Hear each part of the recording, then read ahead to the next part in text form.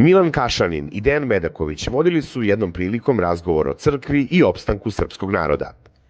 Srpski narod je stvorila Pećka patrijaršija, rekao je Kašanin kratko. Medaković je na to odgovorio. Rasuli smo se po tuđim teritorijama na kojima smo se sukobili sa srednjovekovnim državnopravnim konceptom, sa tuđom idejom legitimiteta. Na tim tuđim teritorijama održali smo se kao graničari. U narodnom pamćenju stalno smo nosili svoje viđenje srpske države, našu svetorodnu dinastiju Nemanjića, sve što je srpska crkva uspela da spase iz brodoloma naše državne lađe, da to sačuva i prenese kao amanet u moderno doba. Zahvaljujući crkvi, mi nismo potonuli u turskom mraku, niti smo završili kao najamni vojnici, a bili smo na najboljem putu.